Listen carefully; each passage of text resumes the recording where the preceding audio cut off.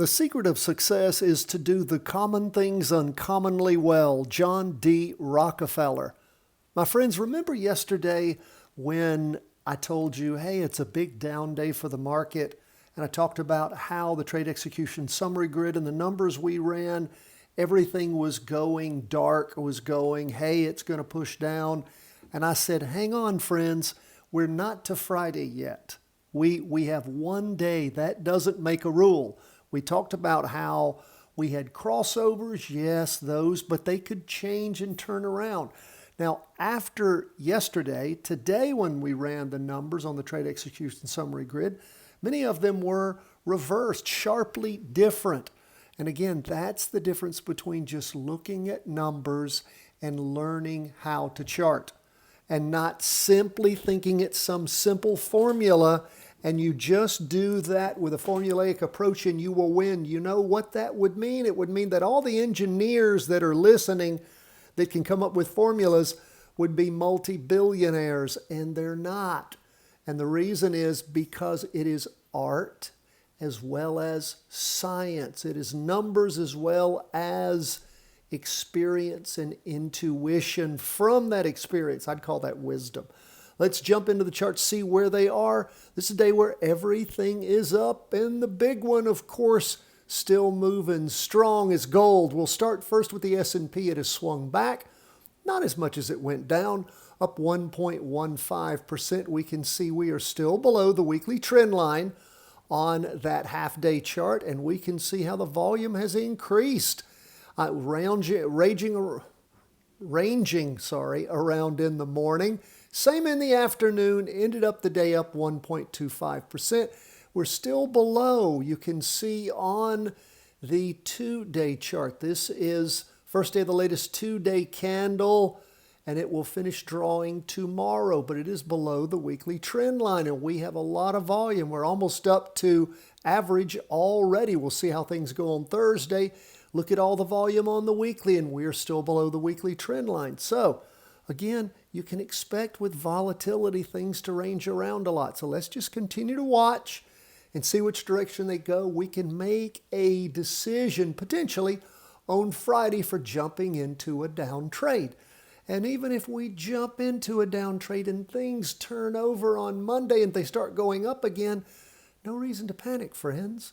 That's why we set profit and loss bands. That's why we jump in with a certain amount and we add to it if it moves in the right direction. There are ways to do this intelligently, and we have lots of good training on how to do that. Now, let's continue to see where we go so we can see where we are on the S&P. Let's look at the NASDAQ. It's up 1.35%.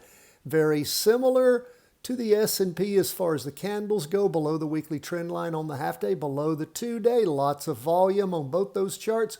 Good volume on the week. It looks very similar to the S&P. We are still red on the weekly candle and below the trend line. So we'll continue to watch, see how things continue to develop until through up to Friday. And I had forgotten, this is a shortened trading week, isn't it? Because we had the holiday, the MLK holiday in the States on Monday, so we only got 4 days. So we are already pushing in on that, aren't we? We'll see how things go when we get to Friday. Now, bonds that had an up week last week started off the week down strong, up 0.76%, still above that weekly trend line. But we can see with the wicks on the last two-day candles, and it's only the first day of the latest 2-day candles, so that's 3 days, are below, pushing below the weekly trend line. But we can see how things at the end of the day popped up. So we'll keep an eye on things and see just where we might be going on 20-year U.S. government bonds. Things are a bit in flux. I wouldn't be pulling any big triggers either way on bonds. Gold, however, man, golden again. 3-something% yesterday, 1.5% up today. And we're already up to average volume, and we have 2 days left.